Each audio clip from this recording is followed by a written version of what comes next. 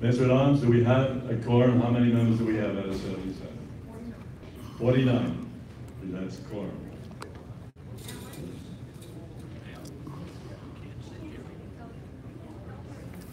We'll have a secretary minutes from our last delegates meeting.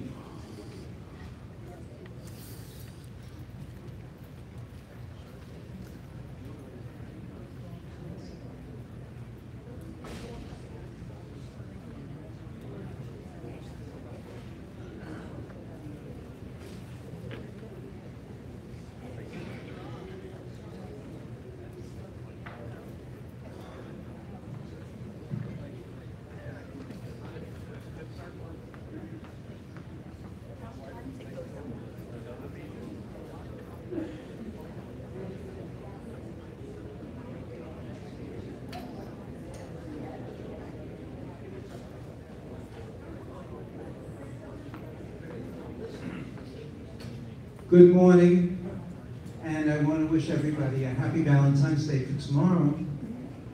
The minutes of the January delegates meeting were published in the February edition of the Cobrua Reporter. Are there any additions, omissions, or corrections to those published minutes?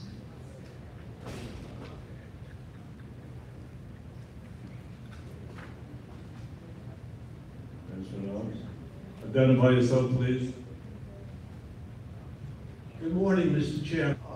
I looked in the current reporter, and I cannot find the correction. So if I'm missing it, would you have the recording secretary refer me to what page the correction appears? Because I cannot find it. We have been running our meetings according to Robert's Rules of Order, and for the past 38 years, it clearly states that when there's a correction to the minutes, the following month's minutes say, accepted with a correction. However, it clearly states the correction is never included in the minutes, only the fact that a correction was made. If you wish, you may purchase this book either at Amazon.com or Barnes & Noble, and you'll see that that correction is never printed in subsequent minutes. Well, the only problem I have with that is that I asked Chairman Limongelli, what is the point of a correction and how is that correction recognized? That this is the official record of our Cobrua meeting. And if somebody were to move in tomorrow and read this and read the uncorrected minutes, they're under a misimpression. And Mike said that we will print the correction in the next minutes. And he told me that he specifically instructed you, Mr. Secretary, to do so. So I don't know what you're quoting from in Robert's Rules. I don't believe that Robert's Rules is written about the Cobrua bylaws, but I once again would object to the fact that all you printed was that we accepted a correction, but there's no record of that correction. I would like once again to request that the correction, my correction, and any future correction be put in the newspaper. Otherwise, the record is going on in error. Somebody doing research a year from now would not know of the correction unless they were at that meeting. So why not print it? All right. Mr. Hadley, this meeting is run by Robert's Rules. This was a statement that you are saying that Chairman, the President Limongelli said he would do. We'll have to table it till next month's meeting when the President Limongelli. Thank you, Mr. Chairman. Thank you. We still haven't, I haven't heard a motion yet to accept the minutes, but two mistakes were just made. Number one, a delegate cannot change the policy that's been in place for 38 years all by himself. The policy is, you're right, with a correction. And number two, if you thought that the Cobrua Reporter was the official record of the minutes, then once again, you were mistaken. The record is in the Cobrua office and it's maintained by the current Secretary, Maggie. If you need to make any corrections, it goes into the official notebook and the corrections are made, and the person who wants to see the minutes doesn't take out an old newspaper. Instead, he or she goes to the Cobrua office. Is there a motion? Can I ask you again for a copy of the official record? Can I copy of the. I appreciate what you're saying, Alan, and as you are the recording secretary, can you obtain a copy of that portion of the official minutes that reflects my correction? That's your job, you're the secretary, so I'd like to see it in writing, just so I know that it was recorded. That's all I'm asking for. You made a statement that it's in Maggie's office. Can you get me a copy of that? You have my email address? Very simple. Thank you.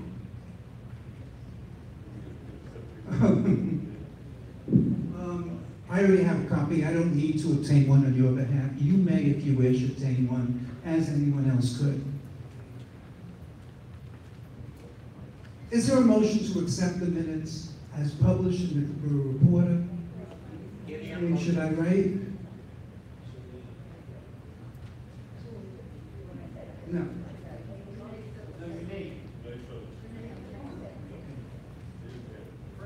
Thank you. And is there a second? All right, I'll use it. Thank you. Okay, all in favor? Any opposed? And the minutes are accepted. We will table the president's report till next month. We will go to the election committee. Our election chairman is on a cruise. Gail Levine will stand up and run the nominations. Alan, I have a point of order for you on the election committee.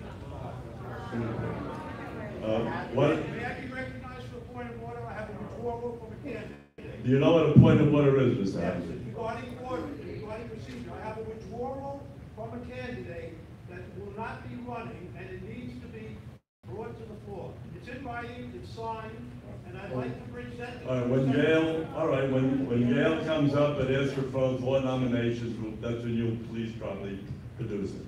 Gail Levine, all right.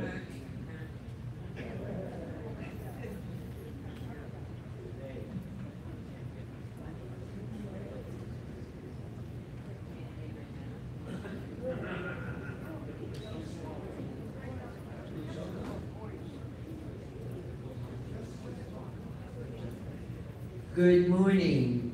Can you hear me? Good. My name is Gail Levine, and I'm a member of the election committee. We will be taking nominations from the floor for the Cobrua officers and for the M&O committee. The officers of the corporation shall be President, First Vice President, Second Vice President, Recording Secretary, Treasurer, Budget Director, and Sergeant at Arms. All elected officers shall be unit owners or the designated representative of a unit, shall reside in Century Rivers West for a minimum of 9 months during the calendar year, and shall have served for at least 1 year as a delegate or director of his or her member condominium association. No unit shall be permitted to have more than 1 unit owner or designated representative elected as an officer. No unit owner may be elected for more than 1 office. I will now take nominations from the floor for Cobrua offices. Mr. Chairman, may I present the withdrawal letter now? What position first? What the first office we're nominating for? Okay. Do I have any nominations from the floor for president? This is about the president. Okay. Fred Hadley has a paper document from. This is a letter from George Webman, who's president of Guilford Association. Fred. And it says that I hereby withdraw my name. Okay, very good. Thank you.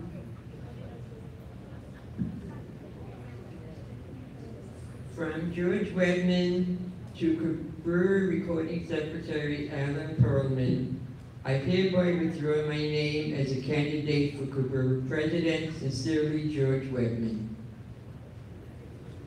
Okay. So, candidate.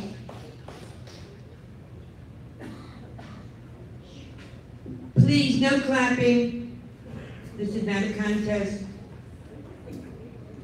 The candidates for president are Alan Weinstein. Do I have any nominations from the floor? Susan Carey from Mansfield. I'd like to nominate Milan Weinberg to run for the president. You have to ask if Milan accepts. Oh, Milan, do you accept? Oh, there you go. Good morning, Milan Weinberg from Mansfield Association President. I humbly accept.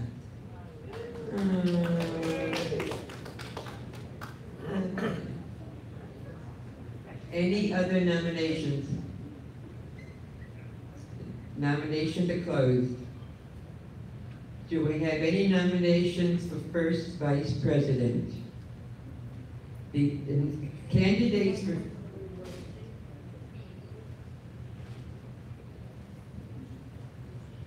I am David Marzon. I want to take my name off for second vice president and put my name in for first vice president. Okay. Do I have any nominations for first vice president from the floor? Who is running? Dave Marzon. So far, he's the only one. Do I have any nominations from the floor? Okay. Then the nominations are closed. Excuse me, Gail, did you have another name running for first vice president? Joan Muller. Okay, I have Joan Muller. I have Joan Muller running for first vice president and David Marzon. Right. All right. Is that the way it is? Right now, until Joan talks, then Joan will. All right. Joan. Okay. Do we have nominations for second vice president?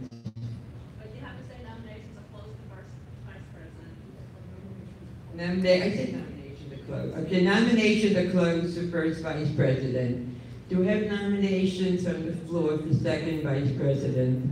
The candidates for second vice president, according to this, are David Marzon, who withdrew. So there's nobody for second vice president. Nobody running for second vice president. Bo Dover of Mansfield. I nominate Cobrua, I apologize, Cornwall Delegate Fred Hadley for the position of second vice president. Well, this is not voting yet.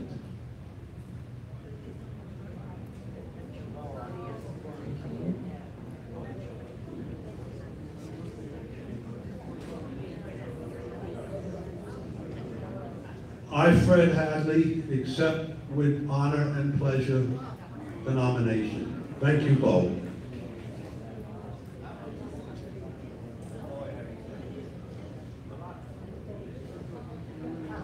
Hi, I'm the coordinator Cobrua Delegate from Wilmington, and I nominate our Director and President, Penny Davidman, for second vice president, and hope encourage him to stay on for the near future. Sorry, but I decline the nomination. You decline? Yes. Fine. Okay. Joan in the back has somebody. Do I have? I do. Okay. Gail, hold on 1 second.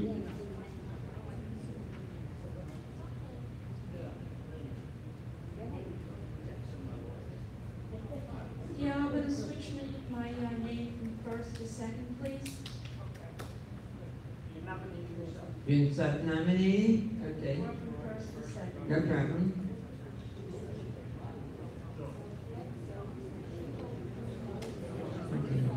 Do I have any other nominations for second vice president?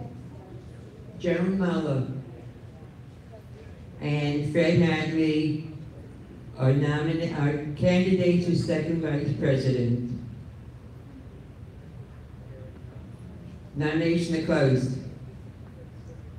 Okay, do we have any nominations for recording secretary? Recording secretary candidate is Alan Perlman. Any nominations from the floor? Okay, nominations are closed. Do I have any nominations from the floor for treasurer? The candidate for treasurer is Ben Roberts. Okay, nominations are closed. Do I have any nominations for financial secretary? The candidates are Mike Lemongelli. Okay, nominations are closed, I know. Do I have any nominations for budget director from the floor? The candidate for budget director is Stanley Siegel. Okay, and nominations are closed. Do I have any nominations from the floor for sergeant at arms? The candidate for sergeant at arms is David Fisher. Any nominations? Yeah. Susan Carey, Lansdale. Susan, what's in it?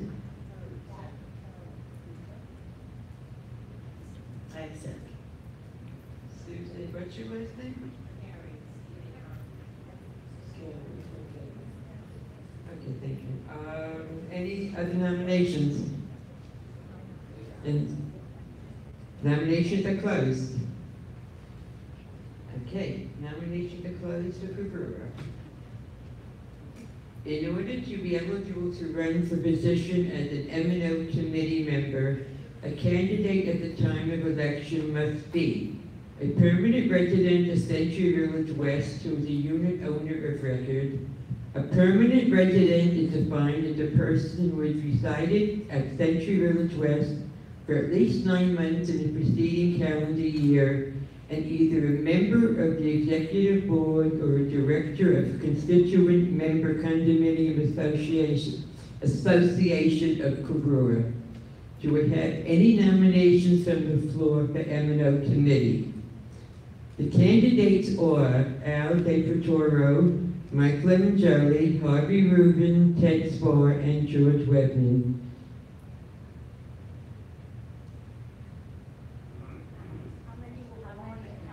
How many are there? There are 4? 4 openings, 5 people. Okay, there are 4 openings, 5 people. Okay, that's the answer to that. Do we have any nominations? Okay, the nominations are closed.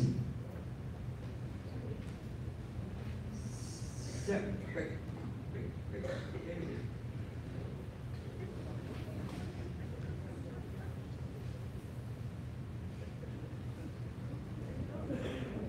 President, we have Al Weinstein.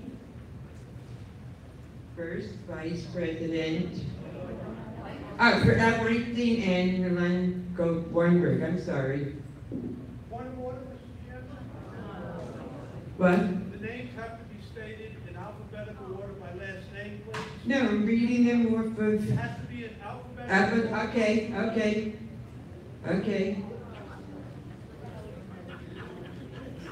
Okay. President, Milan Weinberg and Al Weinstein.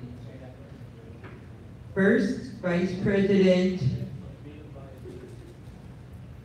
David Merzon. Second Vice President, Fred Hadley.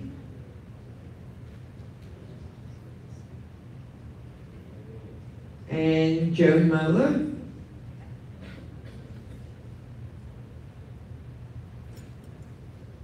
Recording Secretary Alan Perlman, Treasurer Lynn Roberts, Financial Secretary Mike Lemongelli, Budget Director Stanley Siegel, Sergeant at Arms Susan Carey,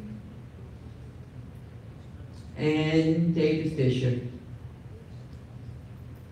And that's it. Any questions? No. Huh?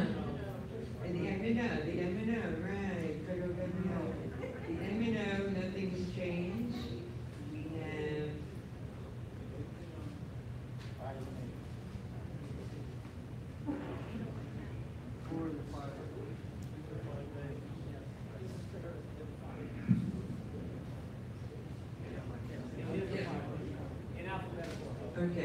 I'm sorry, alphabetical. Okay, Al De Pretoro, Mike Lemongelli, Harvey Rubin, Ted Spar, and George Wetman. That's for the M&O committee. Gail, I want to thank you for taking this job. We appreciate it. I'm sure.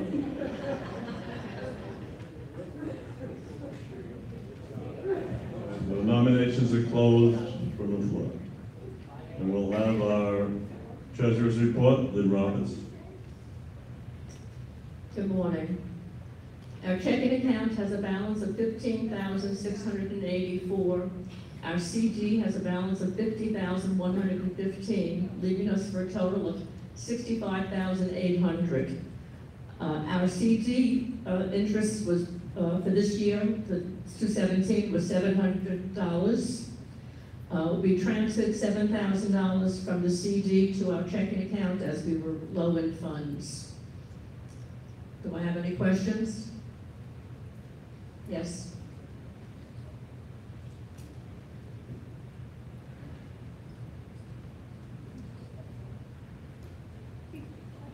I'm just curious. Neil Stevens, Rexford. I'm curious. It seems to me like we had about $75,000 last month. I'm not sure, I don't remember. $68,000. Okay, it was 68? Yes. And what did we have the month before that?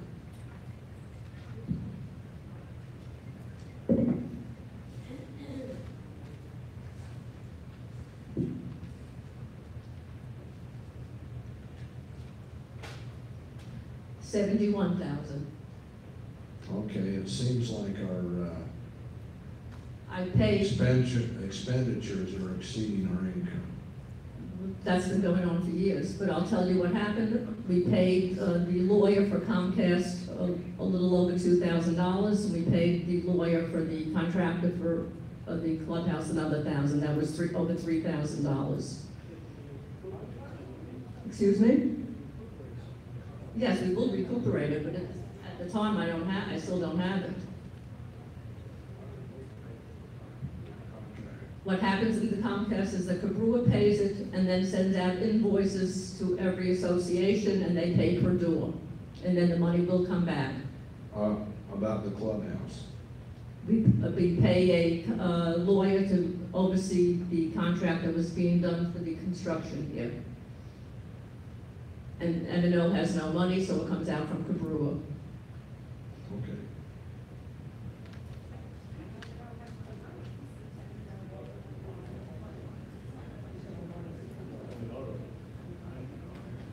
Fred Hadley again.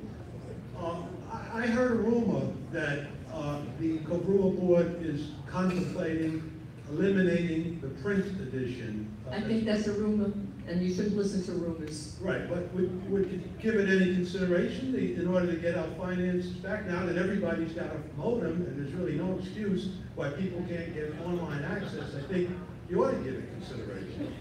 That's my suggestion. Thank you. Any other questions, sir? Thank you. All right. David Nielsen.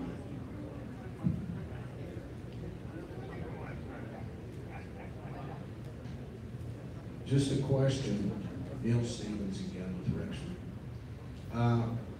Is the Cobrua Reporter making a profit off the advertising, or is it costing us more money to print it than it is to? No, it doesn't cost us more money to print. So it is bringing in some revenue? Correct. Okay, thank you. If anybody's not aware, there is a Cobrua office, there is a Cobrua secretary. Where do you think this money comes to pay the rent and pay the secretary? That's why the publication is important. We'll move on. Security report, Donna Lees, please.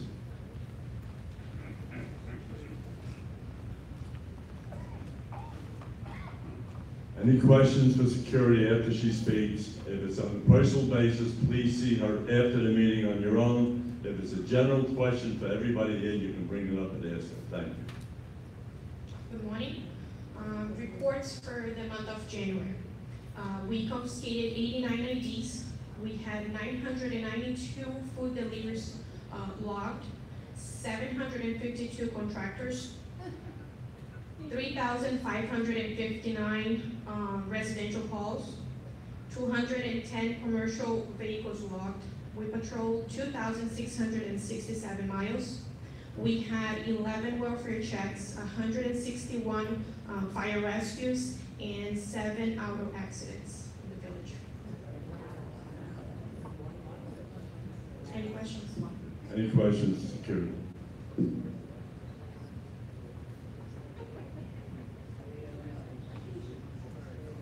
Gail Levine, Lincoln. Did you hire new guards, the security guards at the gates? Yes. Because they don't know what they're doing at all. Okay.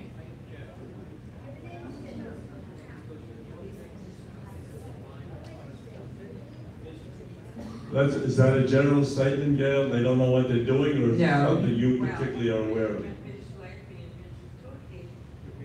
They don't know how to deal with people, and she called me to apologize for one of the guards one guard who was very nasty and very uncooperative to somebody who could, for whatever reason it was, the gate wasn't going up, and the guard was very obnoxious and refused to open the gate for him with the sticker and everything else. And he held the line up that the line to get in was backed up onto Lyons Road. But I told him to file a formal complaint, which he did. And then she called me to apologize and everything else. And I told her I'm going to bring it up at the meeting, because if these people don't know what they're doing, we may as well just have an empty, pick up the gate and leave it empty. It's stupid. We're paying money for nothing. We're paying money for less than nothing, actually. And Elise, did we correct that one guard? Is he still with us? Well, I investigated the situation, and I have a different story, and I called her to tell her that I'm taking all the complaints one by one, investigating one by one. Whatever employee that needs to be terminated will be terminated or retrained or disciplined. Okay, so that's my call to you, was to report that I received the complaint that I was looking into. Okay? And I did appreciate you calling me to respond to it.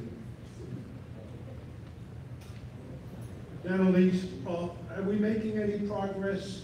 Not that we're trying to get rid of you, but are we making any progress to getting a permanent chief of security? Yes. Can you give us more details? Are there candidates, or what's going on? I mean, this is going on a very long time now. Yes, the search is on, and as soon that I have a decision, I'll let you know. Thank you.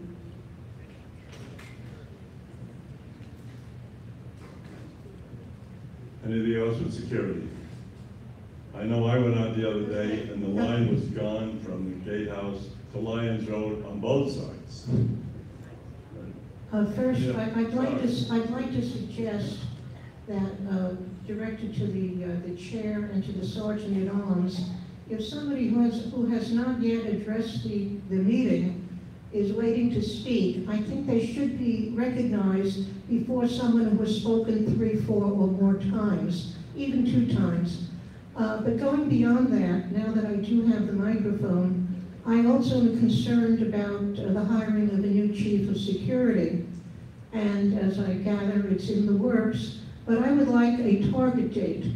In other words, I don't want this to stretch out for several months, and I do want to know if there is a target date at this point in time. We already, we have a target date, should be in the next couple weeks.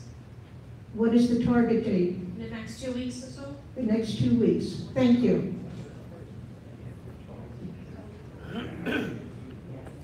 So I would think the quality of the person is more important than the target date. If they can't get the right person to fill the job, is more important.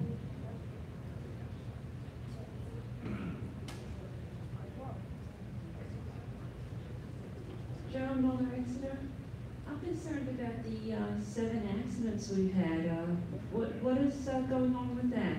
Have they been in one area or Was throughout the village, in the association parking lots, you know, people heating up, backing up and hitting another car, so that counted up. So they haven't been in one area, or it's just been all over the village? Yes, yes. Nothing that's really causing it, it's just No.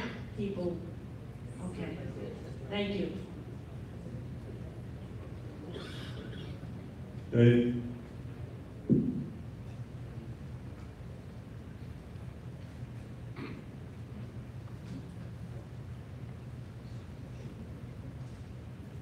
Our incidents that are reported to the sheriff's office, reported that to security. Like I know there was a break-in. Please identify yourself. Yes, Fred Lister, Wilverton. There was a break-in in Wilverton B in a car that was reported in the Sun Sentinel, in the community section. Those reports also reported back to security. And do you report those incidents as well?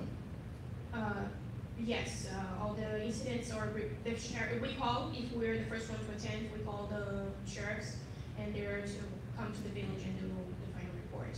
And we report to Century Village. Break-in is not reported by the report. Probably on the following month.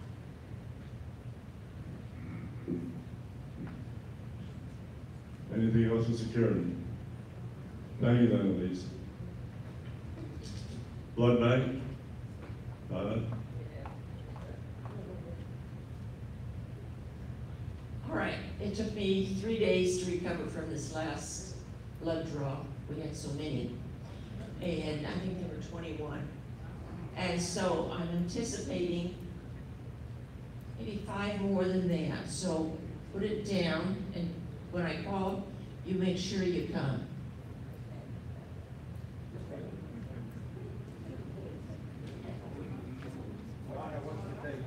Any more for what day?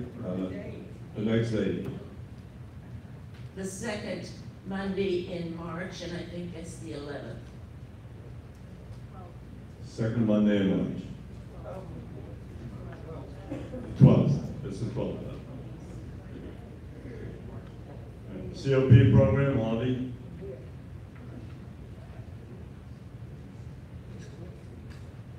Good morning.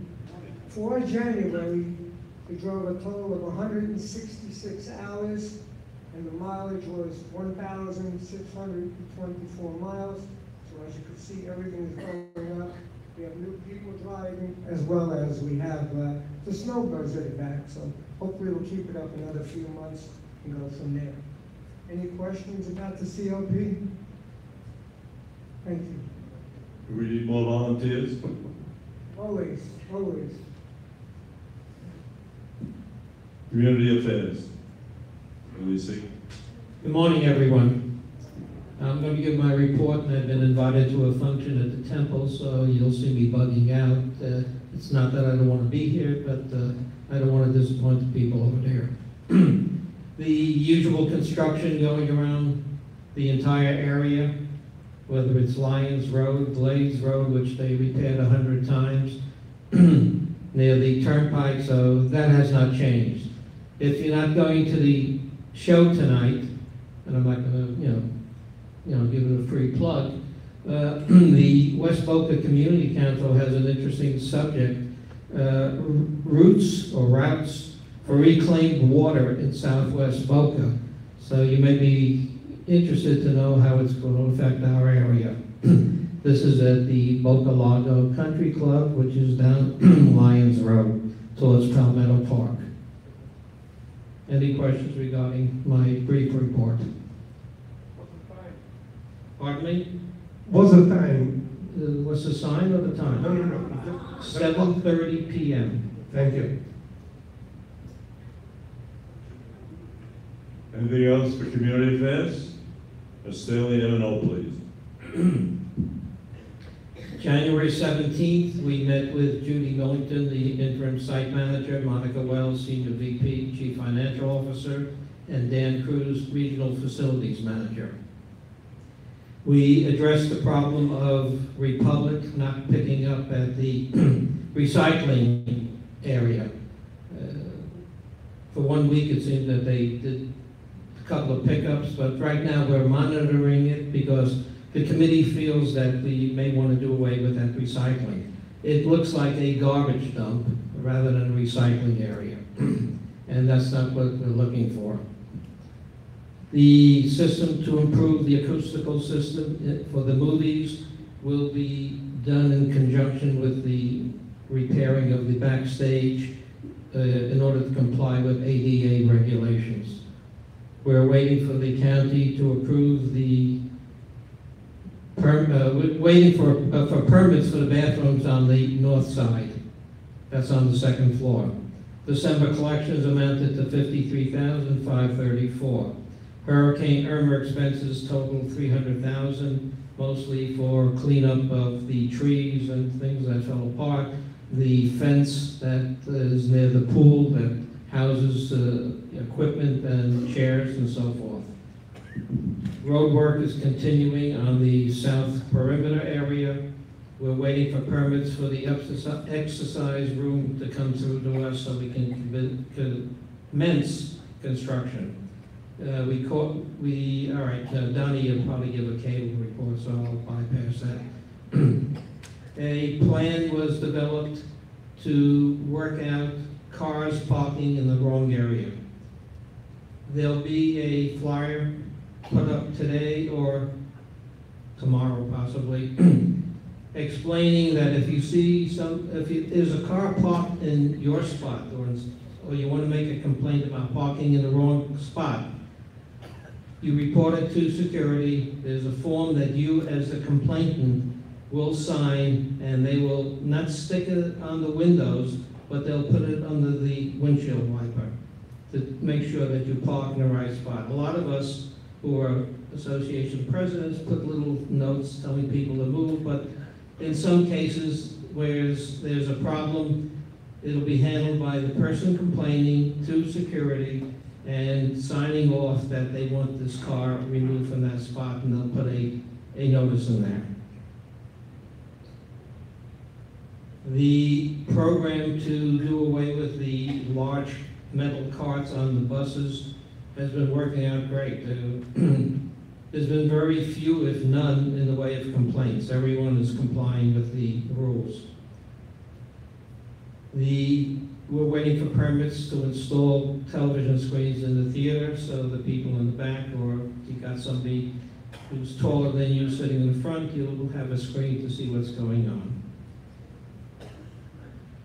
We'll keep you posted as we go along with all these various budget year projects. If you recall, a number of years ago, and we've remedied that problem, our water bill was humongous. That's the only way to describe it. The biggest culprits were the pools. Water was just being used, it was leaking like crazy, and if you notice, every pool has been redone. As a result, and also putting in that's not my song, I know. As a result, and also putting in the new lighting with the LED lights, we received from the state of Florida a Public Service Commission an award for reducing the usage of our energy.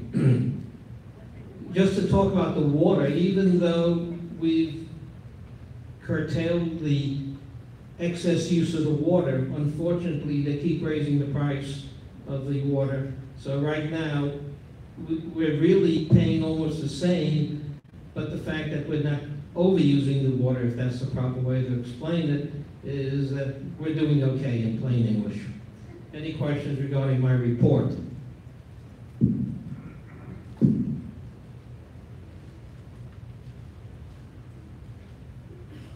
Hi, Stanley, I'm Suzanne from Newcastle. I'm Suzanne Sheeper. You said that you're waiting for permits on the exercise room, and you didn't mention any of that at all at the last Cobrua meeting. So could I get a bigger picture? Like, is this the gym and the exercise room and the billiard room and that whole big? No, I'm a little confused. We mentioned in the previous meetings that we're only doing the second floor, the exercise room, and also expanding the bathroom area to accommodate those aides that have to take someone, if a female aide has to take a male or vice versa. So the second floor is the only area that we're working on for this budget year. And that's of the gym equipment or the exercise? No, I didn't say gym, exercise room, the aerobics, the exercise people who are in this room or on the room A, they're scattered all over the place. It's going to be consolidated into the card room 1 area. Okay, so, and then the rest of this project is just on hold? Rest of the project will be taken up for the next budget year. Okay.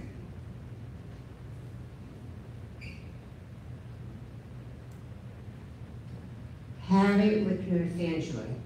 Now let me ask you a question about the recycling. It would really be a shame if we in this village should not recycle. Now the problem is that the picking up and the fact that we are over abundance of recycling means that the people here really want it. I think if they put dumpsters in there instead of those little garbage cans, we could not have this situation. It would be really, in today's society, we must recycle. Okay? That's my opinion. All right, we approached Solid Waste Authority who came back. You cannot put dumpsters there because the trucks cannot pick up the dumpster. That is the reason you have the blue plastic containers. And besides that we want to recycle, and there's a lot of excess garbage all over the place, people are throwing garbage in there. So they're contaminating the recycling program. And the feeling is, we don't want it to look like we don't want it to look like if you go down Sample Road to the festival, that big mountain of garbage. That's what it's going to look like. Greg Facillo, Dorset.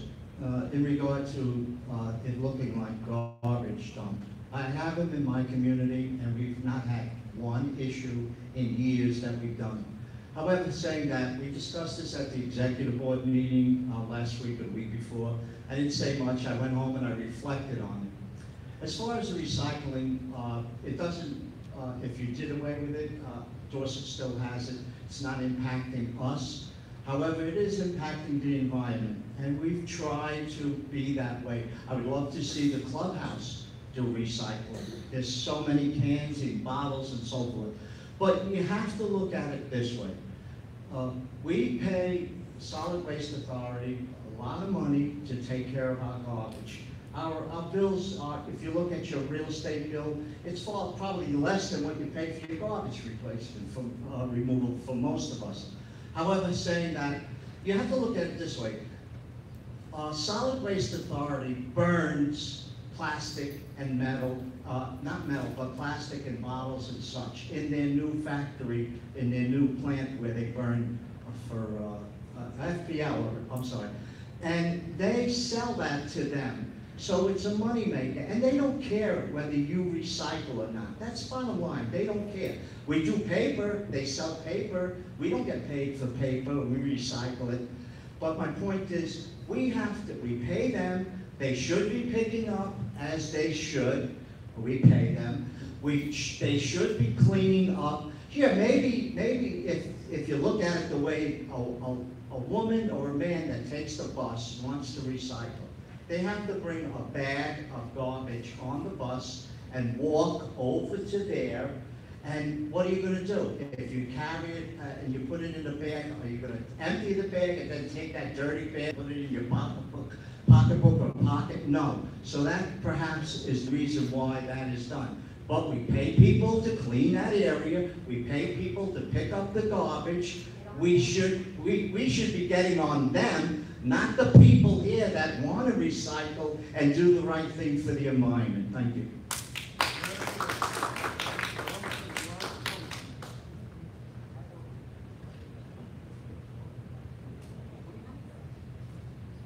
Sheila Prince Ainsley. Once the exercise room is finished upstairs, what is going to be happening with the room that's downstairs where they use for aerobics and yoga and all that? That has to be determined when we work on next year's budget, how we're going to utilize that space. Good morning, Milan Weinberg, President of Mansfield. Stanley, can you just please be more clearer regarding towing? Because only the association has the right to tow a vehicle from a parking space? I never mentioned the word towing. because I said talk about ticketing, ticketing? ticketing the car, saying that you're parked in the wrong spot. I didn't say towing. Okay, because I just want Towing to is make sure. done through first service, you know, Okay. they'll put it in, give. That's why I just 72 want to hours. be sure, because some No. people might think just because you No, put no, a ticket no. on there that you might be towing it. No, not towing. Okay, no problem, thank you. I got a bad back anyway, so I can't tow. Neil Stevens, Rexford. I just have 2 comments.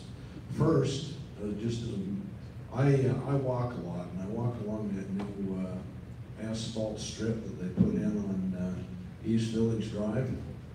That's the worst piece of asphalt I've seen in a long time. That was a horrible job, whoever did it.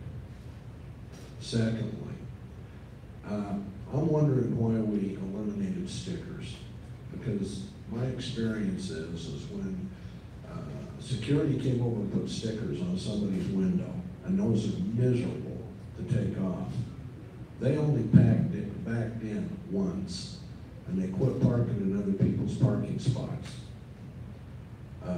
Since we've done that, they've been putting notices under a windshield or taping with blue tape on somebody's window where they're parked, where they're backed in.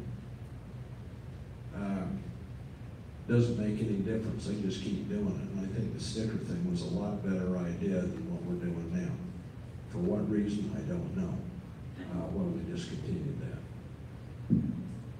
The decision not to put stickers on the windows, if taking off that sticker there was any damage to the car, there could have been a liability involved. So it was felt that putting it under the windshield would eliminate that problem. I've taken those stickers off myself for a couple of people. And you take a razor scraper, they come off very easily with a little bit of goof off. Any remaining residue from the glue comes right off. I can't see how you can possibly damage a window with those stickers. I think it's virtually impossible. Stanley, Roz Rothman from Yarmouth.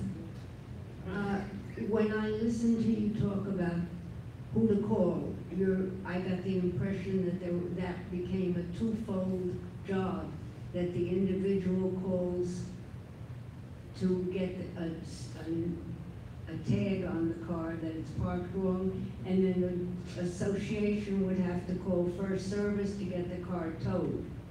Now, to me, that's ridiculous. If I misunderstood you, that's fine. But I think that the present way of doing it through first service is very efficient. We had a car parked in front of the building overnight. It was stickered. He was given they were given, I don't know who it was, they were given 24 hours to remove the car, otherwise it would be towed. Done, finished, and that's it. And I don't see why we need a two-process system. Take it under advisement. As a director for Rexford, I think that I would prefer the stickers, and I'll take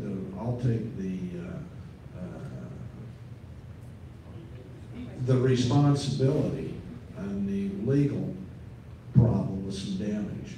Because I'll tell you what, it only happens once when you sticker them. And I've got people that come in here and we put notes on there and notes on there, and they still do it.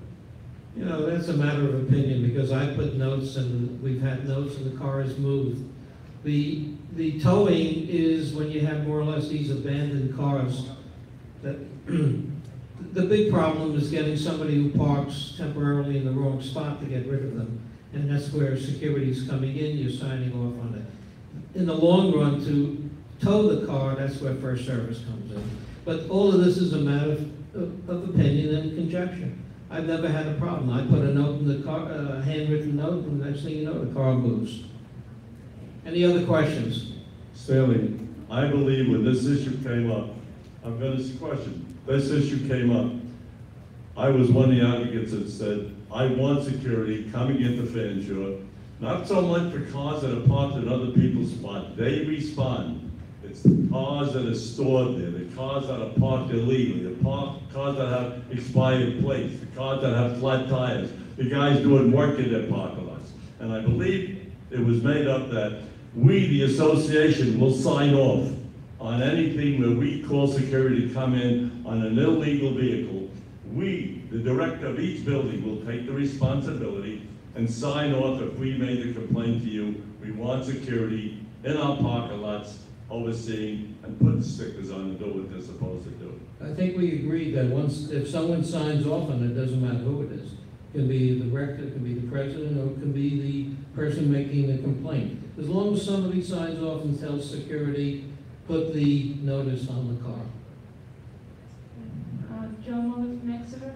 I just have to add regarding first service and the towing. They're not open all the time. They're only open to 4 o'clock. So on the weekends we need security after hours. And the other issue with the recycling, I just want to add on to Greg. Was it ever considered that we just put a garbage can over near where the recycling is for people to put garbage there?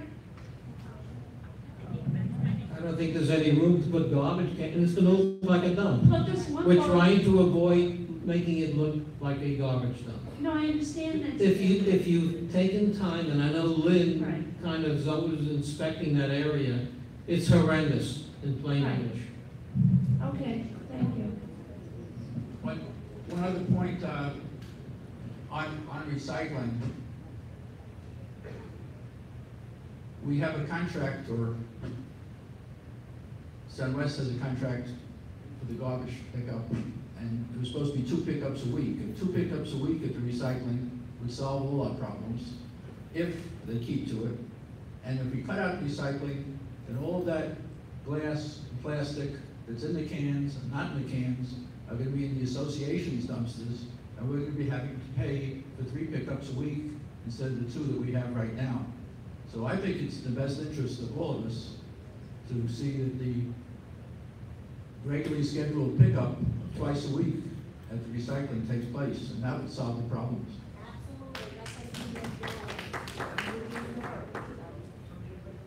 Problem is people are people. We in Fanshawe, as other buildings, are having a problem. People taking their garbage. I have pails in 15 buildings and 45 floors, all have a garbage pail.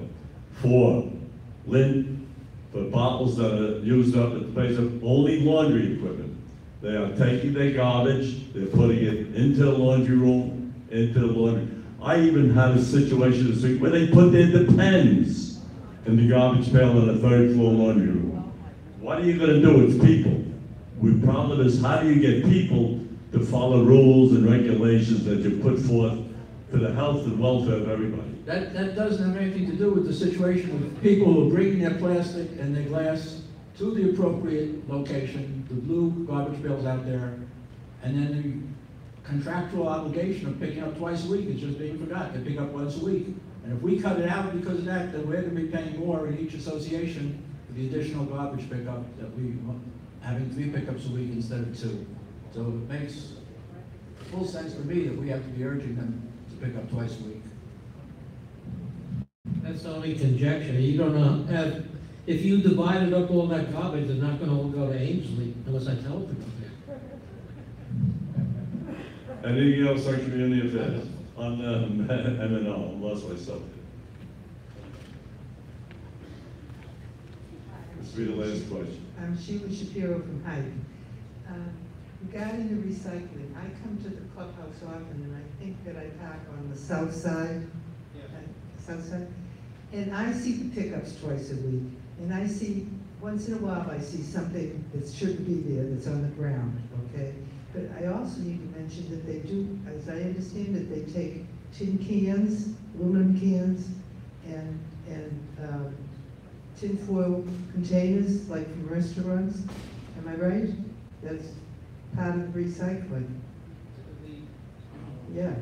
The tin foil is not recycled, that's garbage. Okay, but tin can, aluminum cans, they do take, okay. And What's the point? The point is that you must be talking about the other side of the parking lot, because I hardly ever see a problem I might I'll see. tell you, we can go around, you saw it. Speak to Lynn Roberts afterwards. She is like #1 policeman when it comes to that area. And that's all I keep hearing from her, it's the garbage dump. That's it for M&O. Donnie, like to do anything for Comcast, please? You didn't do it yet, guys. You're hurting yourself. Make your calls and get your appointments. It is magnificent.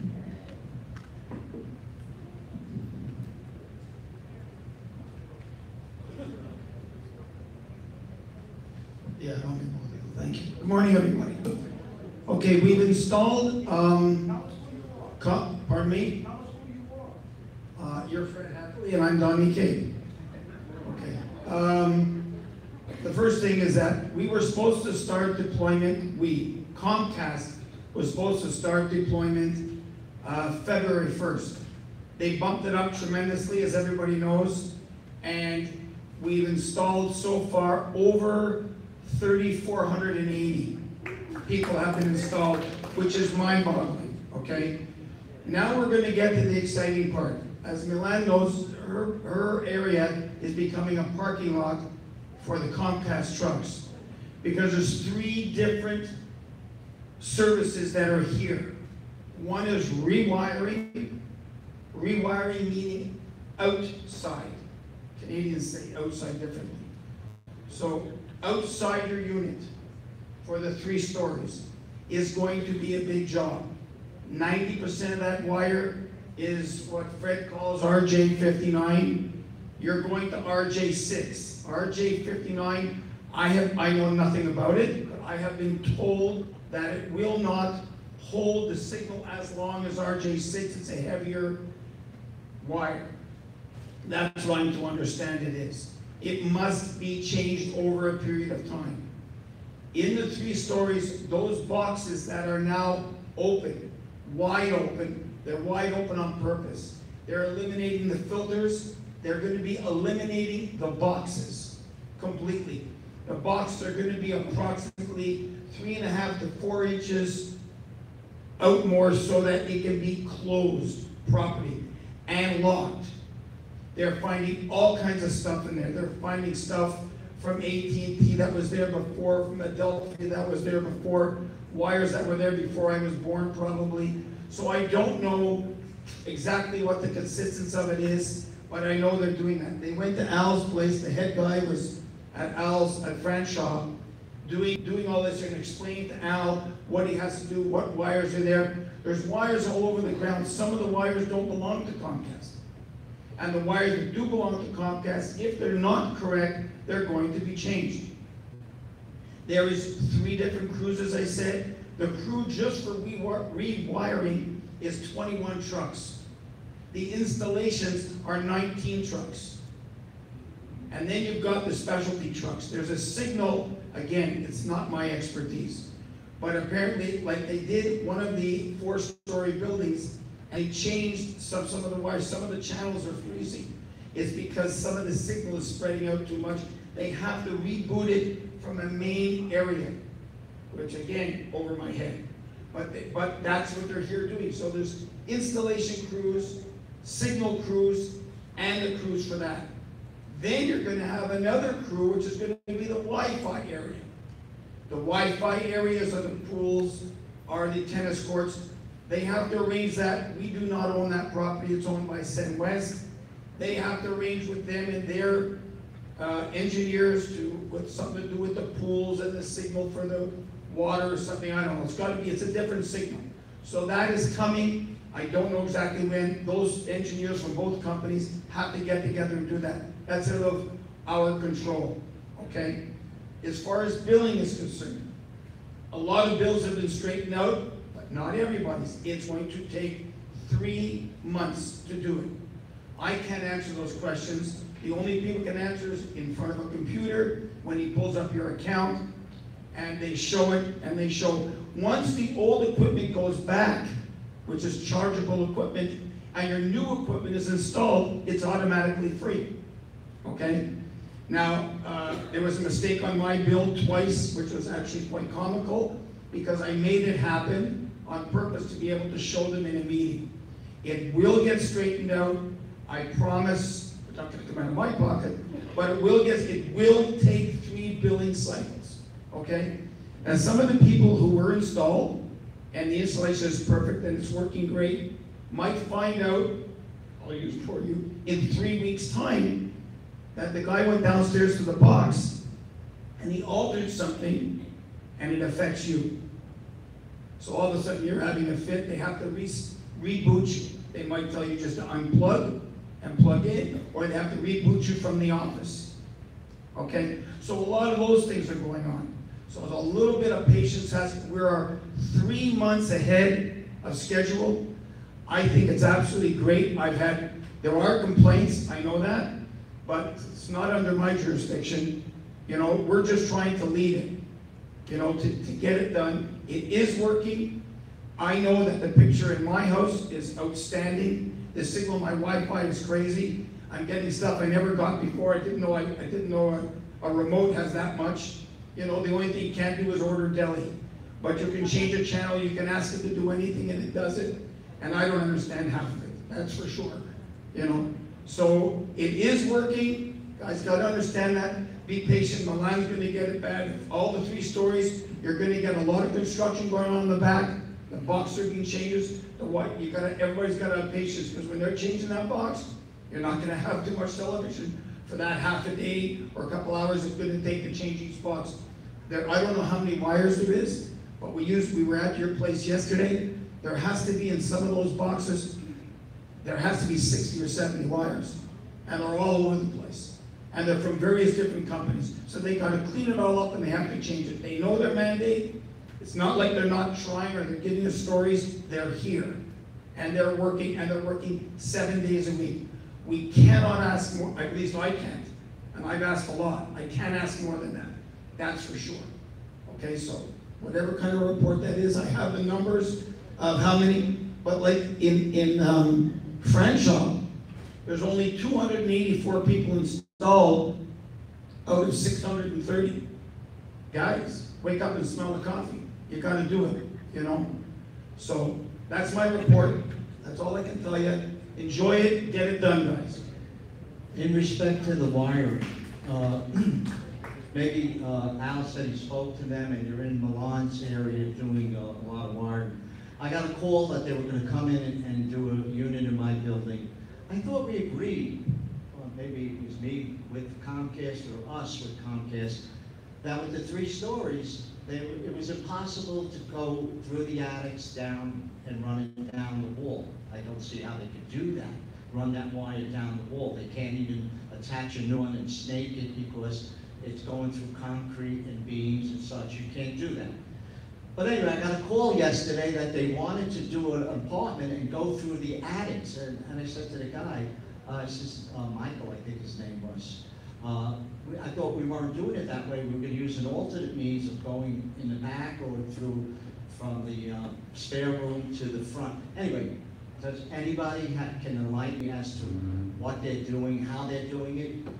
Have you been working with them, Al? You know, in the 3rd floor laundry room in all our buildings, we have a Comcast box. They're working from that feed down into the exterior, because the boxes that he's talking about that are being changed are all on the exterior of our buildings on the wall where the air conditioners are, between the 1 bedrooms with the air conditioners. Those are the boxes that are completely exposed, but they're filtered, so you get a better picture, which they got to make Yeah, one but that you're made going off change. track. How are they running it from the outside box to an apartment that's 3 doors over on an end unit if it's on the 2nd floor?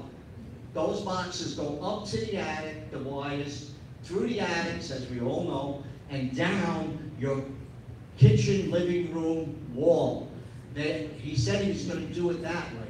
I don't see how he could do it. That's impossible.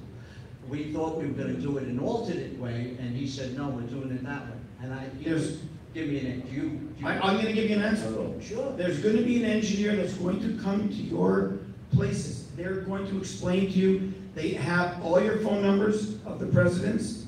We didn't give out theirs for that reason. They're gonna be coming to you, they're gonna be calling you, they're gonna be explaining to you what I was told, their game plan for each area. They're gonna be coming to talk Well, about it. if that be Daniel that met with me a couple. Daniel's not the right one. Okay, well, he's our representative. That's the paper you gave us. Daniel's our representative. No. He's the guy you. No, that was, excuse me. You walked around with him and Excuse gave and you. Well, he was the gentleman that came out that day. You were busy at the time, I believe. The other people that are here are his bosses that are from a different organization that are here to enforce it and to make a game plan. That's exactly what they're doing. Okay. When that's why I gave them everybody's phone number so we wouldn't have that, so that they're going to give an explanation to your board or to you or whomever is your cable person, okay? And when they do that, you will know. But the boxes I'm talking about are those ugly big things that are exactly where he said. I don't know where they are in this. Listen, hopefully we'll get like AT&T with the one box in every box in the apartment. Things change every day. Remotely, and we won't have to go through that. But thank you. You're welcome. And you got the numbers. All presidents, please be attentive to your associations. I can't believe only 240 out of 630, because I pushed it with everybody. I will address it in next week's meeting, that they're hurting themselves by not doing it, getting the equipment changed, and getting all the new stuff. It's outrageous. Alan? Yeah. Just want to say that Donnie deserves a standing ovation. Donnie is going to make it so they can go on a cruise every year with the money you're saving from your internet package. If you don't use internet, you're not getting hurt because the cable bill is about the same as you were paying just for TV. He has pulled off a major miracle. You can call up every condo in Florida. Nobody's getting Blast plus HBO plus 200 digital preferred for $50. Only Century Village, Boca. And we have Donnie Kate, who, if you don't know his background, he's a negotiator. He runs the hockey, he's a manager of hockey teams. He's had plenty of rough and tumble with negotiators, with bad guys. He's a tough guy. And he was the right guy for this job. I went to the Comcast meeting and I listened to their senior people say, we are bleeding from this contract. And that's because Donnie put the knife to Comcast's throat. I hate to use that kind of language, but we are absolutely so privileged, and Donnie has not stopped working. He's out there in front of that truck, when they had the truck there, every day, one-on-one with people. He's over at the Meet the Reps every Monday night, and you deserve, if anyone deserves second President of the Year, Milan was the first, it would be Donnie Kate. Thank you, Donnie, thank you. All right, we go to old business. Old business. We're doing, that was just Comcast. We're doing old business now. Any old business? All right, any new business?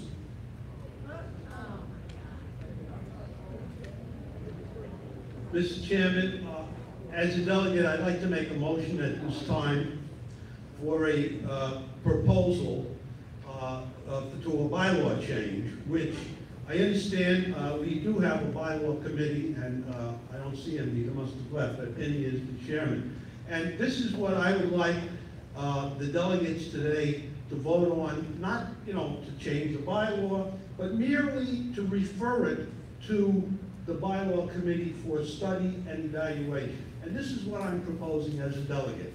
I make a motion that the bylaw committee take up the following proposed amendments. And by the way, when you hear what I'm saying... Fred, go slow. Oh, yes. they run it right. Yes. I make a motion that the bylaw committee take up the following proposal. And when you hear this, please don't moan and groan. It has nothing to do with next month's election. This is going forward. I think we need this in our bylaws. Here is my proposal. The following sentence is to be added to Article 5, Officers, Section 2, quote, "No employee of Century Village or Rec or Senville Recreation shall be eligible." The following sentences to be added to Article 9, Committees, Section 7, Paragraph C. No employee of Century Village, Borek, or Senville Recreation shall be eligible. And the following sentence to be added to Article 3, Council of Delegates, Section 8. No employee of Century Village, Borek, and Senville Recreation shall be eligible. And that is my motion. Yes. No. Is there any second to the motion? Well, we have a second. We'll discuss it after a second.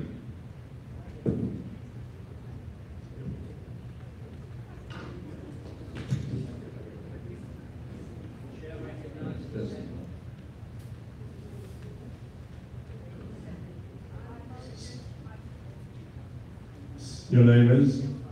Sheila Prince seconds it. We'll have a discussion on the motion.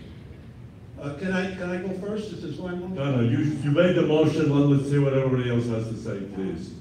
Yes.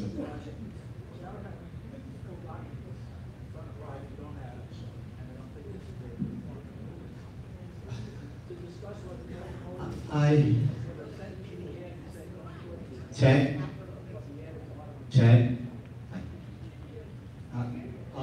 is this a part of?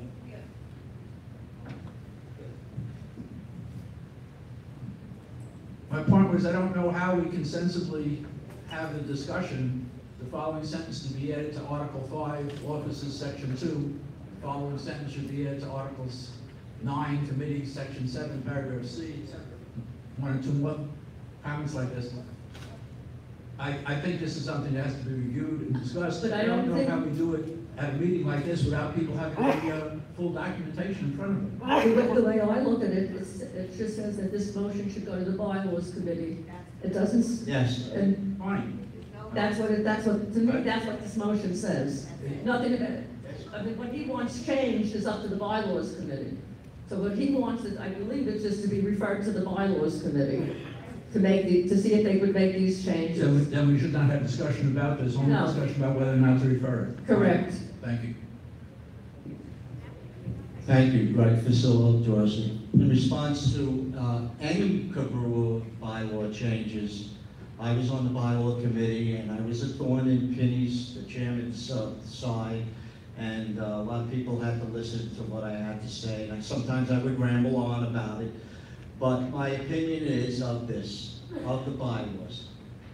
Bylaws have been in place since 1981, when Cobrua was first formulated. And there was a plan to make a community-wide organization that would take care of all our needs. We had 77 delegates that comprised of people that wanted to help. And those 77 delegates were your committee members, okay? This is the way it was. I'm not going into the way it is. However, that's the way it was. And you guys that sit out there day to day, come once a month, sit and have gripes and so forth, and I'm glad, and I've said it before, open your mouth, say, ask questions. However, the way it was formulated was that you guys were part of the committees. Ross, you know, there were landscaping committees, there were other committees, security committees, there were all of them. I'm not knocking that, and I'm certainly not knocking the M&O because that's what we voted for in 1994. Okay, having said that, Raj, you shake your head, you're a sweetheart. But my point is this, you can tell me I'm wrong. When we formulated the M&O committee, we just kind of like let the Cobrua bylaws sit on a shelf. And we really never paid any attention to that.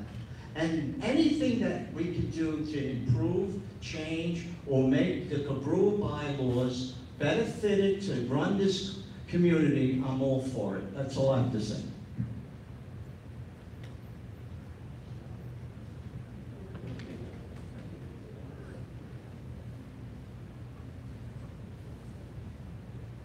I'm Rose Rothman, Director of Building C in Yarmouth.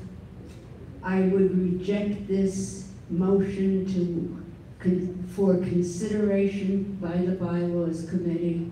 In my mind, there is one individual in this entire community who is an employee of West. I believe truly that this is a vindictive, unnecessary, and unconscionable attempt to vilify that one individual. I don't think that even though Anita Pierce is no longer here, she made a very explicit comment that when Al Weinstein, I don't have to say this individual, when Al Weinstein left his position, there would never be another employee who is a resident of Century Village. I feel that considering this suggested motion or recommendation is totally out of line, inconsiderate, and a direct source of aggravation to one person only. And I don't think, as a member of the Bylaws Committee, that has any place in consideration of it in any shape, manner, or form. Thank you, Rod. I, for one, am tired of the argument, personally. However, I think, and I've worked for 3 Fortune 500 companies that do not allow people to do this, but I think that it bears some conversation by the Bylaws Committee, and it's not directed towards anybody, but we don't have Anita Pierce here anymore. And we don't know what whoever takes over is going to allow happen. So I think it bears some consideration so that it can't ever happen again, possibly. And so that maybe the attorney looks at it and says, this is the way it is. But I think I'm sick and tired of the argument. I'm really tired of it. I'm tired of it being brought up. I'm tired of everything else. So I think that it needs to get down to the fact what we can and cannot do, put it in the bylaws if that's what it takes, because Anita Pierce isn't here and she's not controlling anything anymore. So anyway, I just think that's what needs to be done. You were brought up the last meeting about the conflict. It was brought up, whether it was Anita Pierce or the bylaws stating an employee of Borek has no conflict being on Cobrua because they're 2 completely different entities. And I've been vice president for 4 years. You have 40 films on tape to see it anytime you want.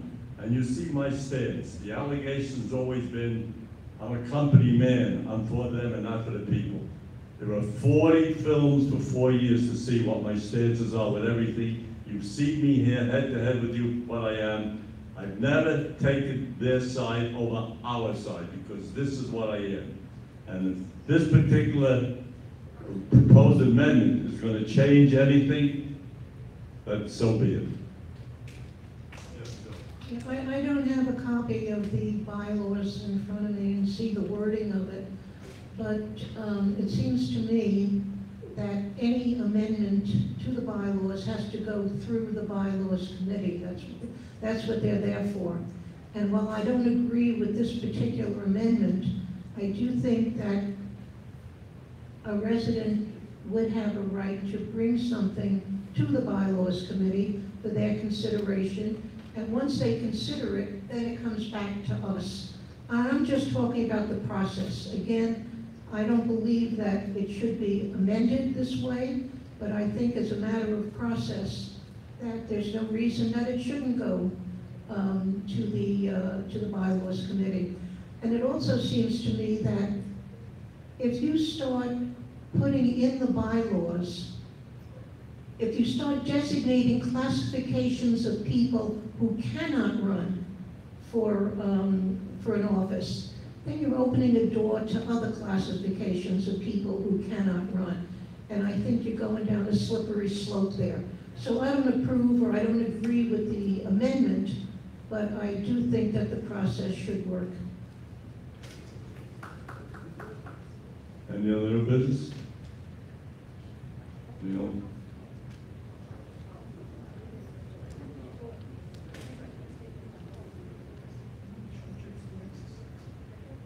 My only point is, this is not against you or anybody else. My only point is I want this to be brought to a conclusion. I'm with you. And the only way we're gonna get this to a conclusion is through parliamentary procedure like we're supposed to operate by. We get an evaluation, we turn it down, and that's the last time we have to talk about it. I'm with you. And that's my exact point here. It's not whether it's right, wrong, or otherwise. Let's get it parliamentarily resolved, and then we never have to talk about this thing again. Point taken. So can we take a vote to send this to the bylaws committee? Does everybody agree? Does everybody agree to send it to the bylaws committee?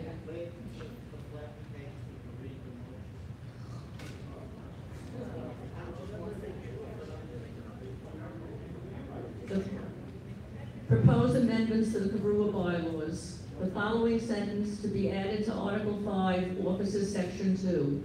No employee of Century Village, Borac, or Senville Recreation shall be eligible. The following sentence to be added to Article 11, Committees, Section 7, Paragraph C, 9, okay, sorry. No employee of Century Village, Borac, or Senville Recreation shall be eligible. The following sentence to be added to Article 3, Council of Delegates, Section 8. No employee of Century Village, Borac, or Senville Recreation shall be eligible. I just want to clarify that all we're voting on is to bring what you just read to the bylaws committee. That's Right. all we're voting on. Right. So do we have a vote? Do you want to send it to the bylaws committee? Go ahead. How do you know, how do we know what we're sending, what the meaning of this is? No employee of Century Borac or Senville Refuge shall be eligible. For what? For Article 5, Officers, Section 2. What is that? Do you know what you're sending to where? How can you be doing that?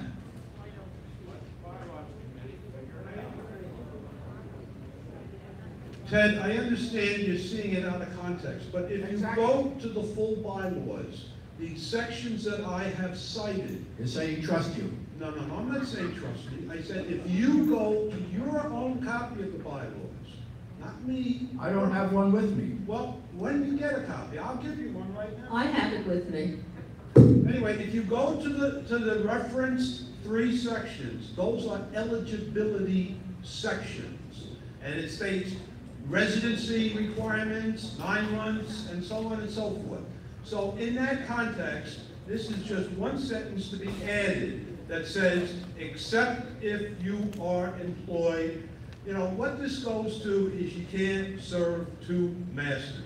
You can't be a president or an officer or a delegate of an adversarial organization. This organization, Cobrua, was formed in an adversary mode that they wanted to sue, leaving, in order to get more control over where their clubhouse dues are going. And as a result of that lawsuit, there was a settlement agreement, okay? I've read it. The M&O committee. I've read the settlement agreement. Right. I just don't think it's so good practice to vote on phrases here that we don't really know where Right. to attach. Again, we're not voting to approve these phrases. We're only voting, as Lynn so accurately pointed out, and as Sid Schwartz pointed out, to move it forward to a committee that will scrutinize the motion, put it in the context of the 3 citations, and resolve the matter, so that we don't have this constant dialogue. So can we change the motion?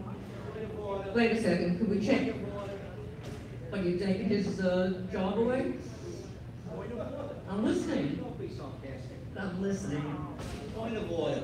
Would the chair kindly look and see if we, at this point, to vote on something, have a quorum. I see a lot of empty chairs. I counted.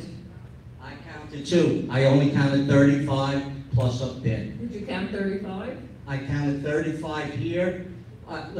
Again, do we have half of 77? I don't know, because I was counting. We would need 38, 39. Just a point of order.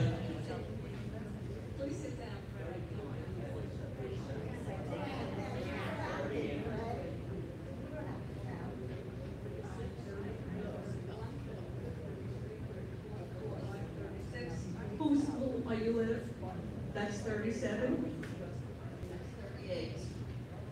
Half of 38 times 2 is 76. We have 77 delegates. Right. We do not have a quorum.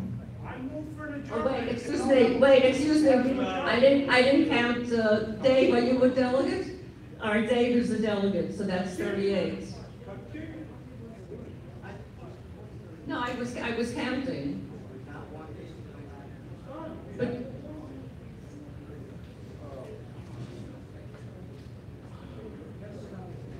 can we change the motion? I move we table the motion until he writes it in proper form. It's in the proper form, Madam Chair. I'm the chairman, and I'm not a madam. I'm talking to Lynn.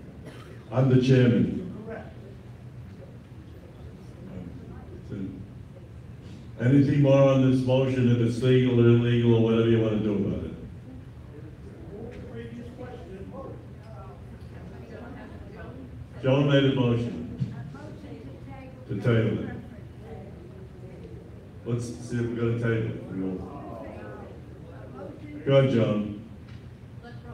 I believe it should be fully written out, completely as Ted has mentioned, with the full amendment and the revision. Thank you. When we did the amendment with the M&O, we didn't get a full one from Penny until later on, after the vote, after it was looked at by the bylaws committee.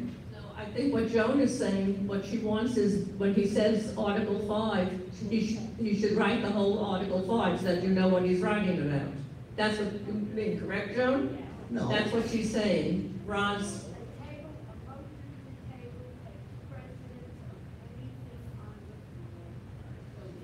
Okay. Is a motion to table the motion that was put on the floor? Is it seconded? All in favor of tabling it? All right. Motion is tabled.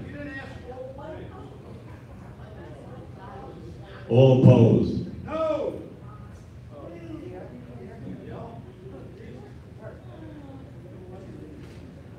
All right. Good and welfare delegates.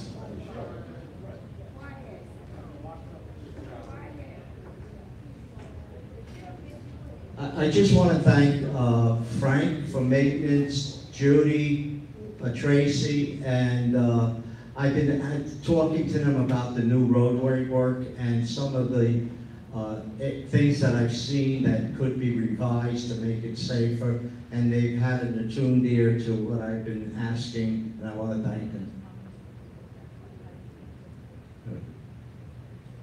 Good and welfare delegates. Young lady, wait. David?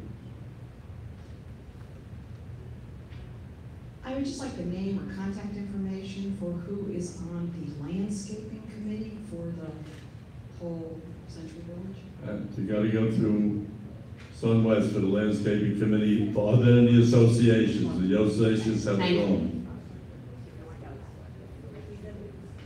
Any other good and welfare for the delegates? Good welfare for the residents? 2 minutes on the side here, please.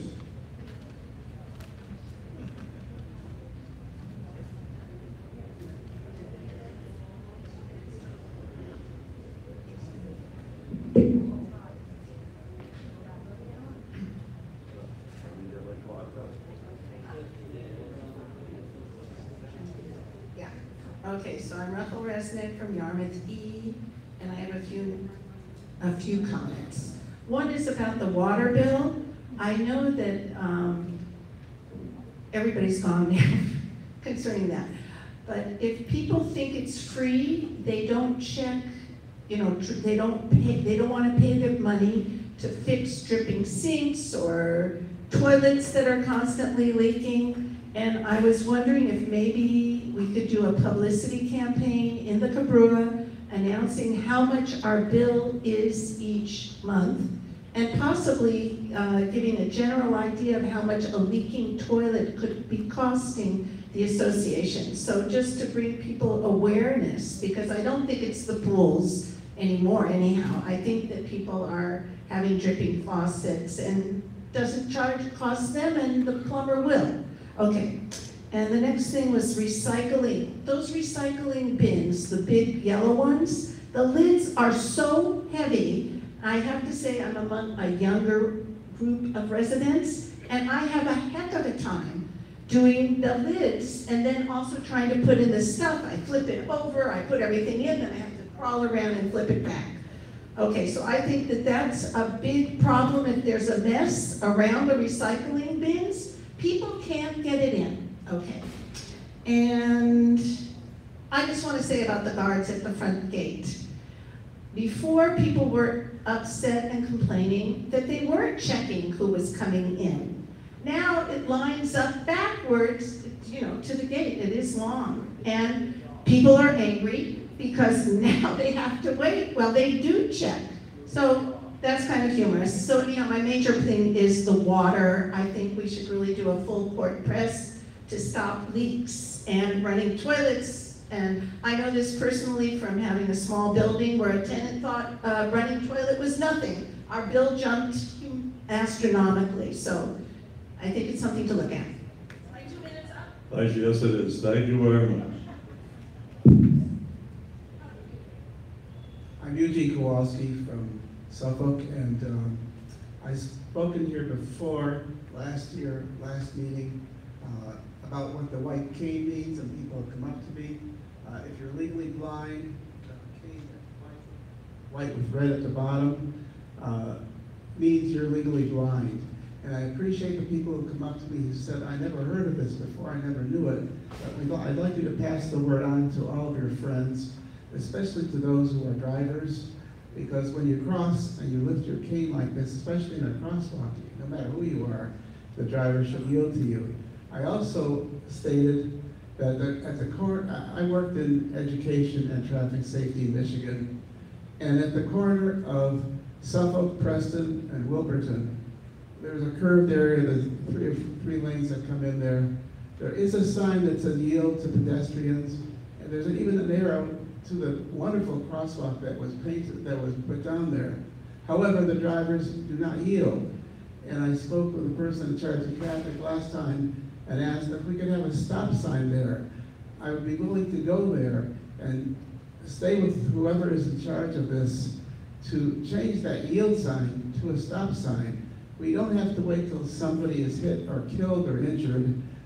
I've almost been hit 3 times in that particular area, waving my cane in the crosswalk where the sign says yield to pedestrians with an arrow there. It doesn't mean anything to these people. We're living in a lawless society here, which seems to be illegal in the United States of America. There is no reason that we can't eventually, I know that there's a budget situation with having enforcement here, but if you don't have enforcement, people just do what they want. They get away with whatever they want, and they're getting away with it. And until you have somebody who's seriously injured or killed, lawsuits or whatever the situation may be, it may not even involve Century Village. We have to realize that we are human beings, we are senior citizens, and we need a lawful society in this community. Again, I will be happy to work with anyone. I thank you for We have to, the thank you very opportunity. much. We've got 2.5 minutes. I gave you a little leeway. Hi, my name is Fran Jackson. I'm in Lincoln C. And when my husband and I bought our condo here 18 years ago, One of the biggest things that we felt, because my mother-in-law is the full-time resident, were the bus situations for people that cannot drive or do not drive or whatever.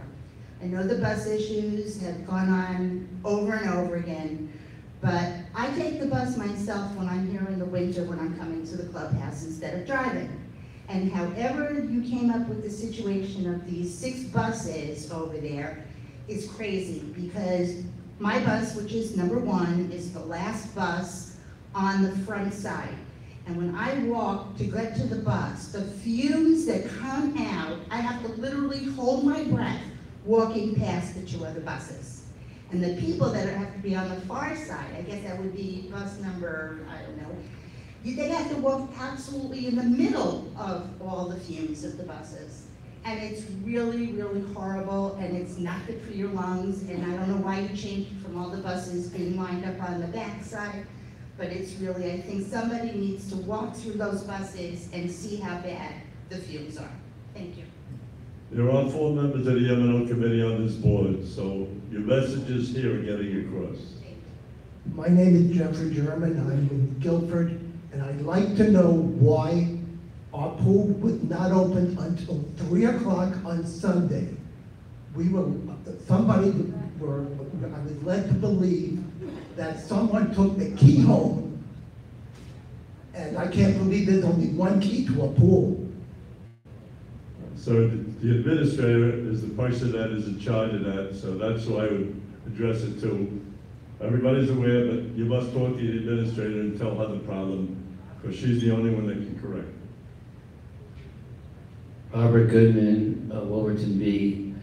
2 things. First, I talked about We Care a couple of months ago. We still need volunteers, or we can't function. We need drivers, especially. Secondly, we're talking about safety, we're talking about driving. There's a program on the 21st of February called Car Fit, where we check the safety and comfort of your car. There's an article in Cobrua about it, and there are flyers. If you'd like more information, please call me at the number in Cobrua. Thank you.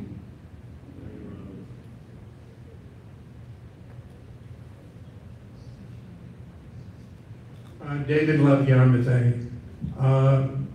Over the past several years, I've raised the issue of electronic controls for people coming into the facility, the clubhouse itself.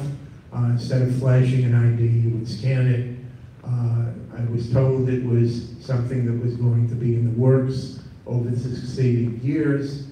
It's been several years. I'm trying to find out what, if anything, is happening. It would save us some money on security. It would certainly avoid the misuse and abuse of the ID cards. Each month, we get a report that X number of cards were confiscated for various reasons, and this, I think, would go a long way towards doing that, so I'd like to know what's happening. Also, one last item, 7 accidents in the course of a month is a substantial amount of accidents. And I would hope that it's not just getting reported as accidents, but somebody is reviewing them, seeing what it is, and whether any notifications or things have to be done to have that number be 0. Thank you. But again, the issue is part of administration and M&O. You have 4 members of the M&O up here. They're all listening to what you have to say. But the administrator is still the overseer of everything that happens in the village. The suggestion is good, though. Hi, my name is Ina Jardina, and I live in Exeter E. Couple of things that are on my mind. Namely, I want to acknowledge the people responsible for the improvement in the landscaping. I'm a snowbird, and I really notice the difference. It just looks so much nicer and so much better. And I hope we continue to add more beautiful trees and shrubs and flowers throughout. In relation to that, I would like to suggest that the trees and bushes along Yamada get the attention that the front of the complex has gotten. The trees are not being trimmed along that border. If I lived on that side, I would be upset. But even riding on Yamada, I think we could do much better.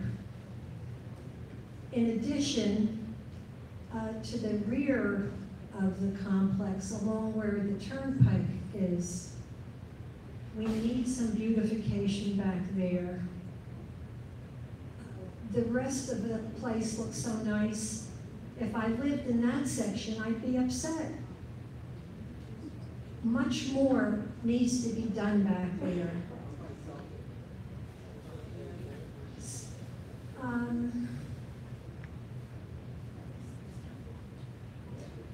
And one other thing, I usually, when I have time, I bike to the clubhouse.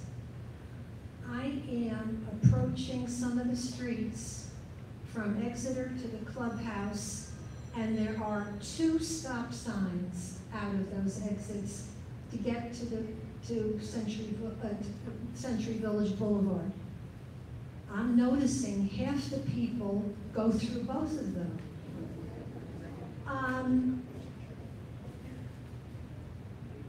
I am taking my life in my hands on my bike every day. It's not right. Thank you for your consideration, folks. I live in the bank where you're talking about by the turnpike. With the new dividers, the island dividers they put in for safety and speed, there is very little room to the fence, which is what our jurisdiction is. Outside the fence has nothing to do with us. It's the county, it's FP&L, and everybody else. We can't dress up out there, we can only dress up inside. There is no room to put any type of shrubbery on the inside of that fence with the roadways as narrow as they are with the new dividers for your safety. Is there any way to approach the group that can do something, the state or the whatever? Go to the West Palm meeting, the West Boca meeting, and talk to the government. We have nothing to do with it. Thank you. Hi, my name is Henry Bader. I'm in Guilford B. And I noticed the discussion previously about the exorbitant amount of water that's used in this complex. Back in New York, we have a septic tank. We have a toilet that uses 1.5 gallons. Not only is it very efficient, but it's also very effective.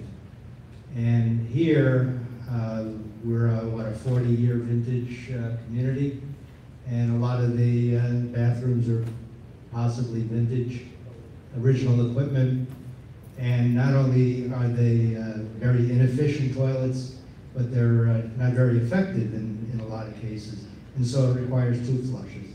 So, if we have, 5,700 units in this complex, and every unit maybe flushes the toilet 10 times a day, you can do the math.